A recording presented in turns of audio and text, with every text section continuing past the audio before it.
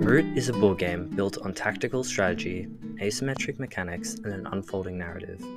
The game features 4 factions, each with unique win conditions, mechanics, and thematic identities. Players build systems both on their personal boards and the shared Woodland map to pursue their faction's strategic goals. Crucially, each faction embodies not just a set of mechanics, but a distinct way of being in the game's fictional world. When you play as one of these factions, you are not simply executing a set of actions to win. You are inhabiting a role that shapes how you interact with others and how they interact with you. The Marquis de Cat represents an occupying industrial power, expanding infrastructure, building sawmills, and spreading their influence through production and control. As such, the player is pushed to act like an industrialist. The Erie dynasty is an ancient imperialist power trying to reclaim its former glory. The player is pushed to act like an imperialist power. This is common for all factions. The game's structure, therefore, encodes narrative identity into its very mechanics.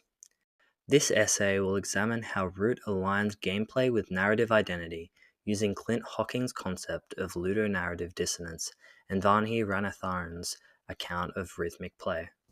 I argue that Root, unlike many video games, achieves a harmony between its mechanics and narrative roles, creating space for player freedom within structured limits. Further, I suggest that the game fosters a dynamic form of rhythmic learning that both supports and complicates Ravanatharan's account of repetition and revelation in play.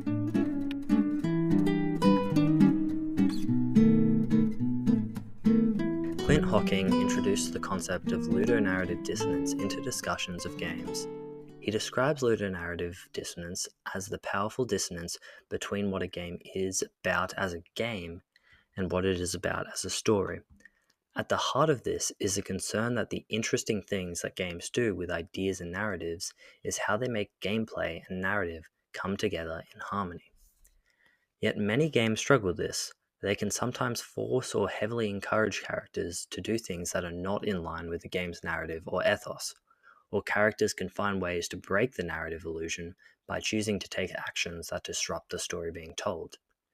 This is evident in Hocking's critique of Bioshock, where he states that what the game needs to do is make him experience, feel what it means to embrace a social philosophy that he would not under normal circumstances consider. Yet, Bioshock fails, as it presents contradictory ways of playing and existing as necessary for progression in the game. One needs to both have rational self-interest as their main driving point in Bioshock, but also requires them to help someone else. These two elements are stuck in opposition and disrupt the connection between gameplay, one centered around displaying that the notion that rational self-interest is moral or good is a trap, and between narrative, where I do not have that freedom to choose between helping Atlas or not. This breaks down the harmony of games. As such, games need to find methods through which gameplay and narrative do not find themselves as two poles driving the player into two different ways of thinking about the game. Root, however, offers an interesting counterexample. Each faction's personal narrative is built into its mechanics. For example, the Woodland Alliance are a group of foxes and mice leading a guerrilla insurgency who gain points by spreading sympathy across the board and triggering revolts to destroy other characters and control clearings. This characterization is not merely something added on top of the game, it is intrinsic to the mechanic of the Woodland Alliance that they should be seen as revolutionary. As such, the Woodland Alliance by their nature necessitate a certain way of existing within the game world, and by their interactions with other factions, like the Marquis de Cat or the Erie dynasty, they build certain narratives about what they do. It is by the actions you are likely to take as the Woodland Alliance that enculturates you into a certain understanding of self and narrative purpose. Players who play into the game's narrative are rewarded. Those who deviate are likely to fail. A Marquis de Cat player who refuses to build risks falling behind, just as an Erie dynasty player who doesn't expand risks turmoil. This alignment between faction ethos and mechanics means players' strategic decisions always make sense in its narrative. Even radically different ways of playing, like a pacifist monkey-to-cat game, disclaimer, do not do this, this is usually a bad idea, remain coherent because the narrative is not a fixed sequence of story beats, but a structure anchored in each faction's understanding of self. In doing so, Root offers what we might call ludonarrative harmony. The game does not impose a fixed story, it provides a fixed faction identity. Unlike Bioshock, there are no required story moments that can be contradicted by gameplay. Every outcome makes narrative sense, whether the insurgent woodland lions overthrow the Empire, or the industrialist cats consolidate power, Root maintains ludonarrative harmony. This design solves Hocking's problem not by deep narrative scripting, but by embedding identity into the mechanics.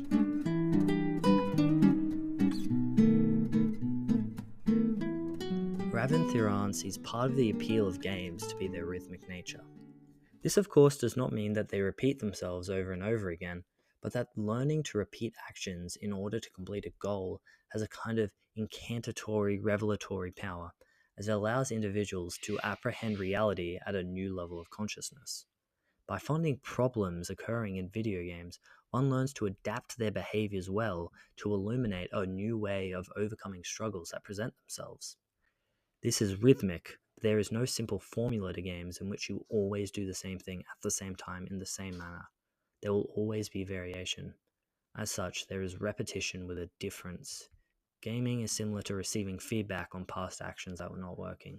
By being killed by a boss, or getting a low rating, or getting a bad placement in a race, one recognizes that what they've done needs to change and find a new method for success. Game of trial and error begins, and to master this process is to have found the right method.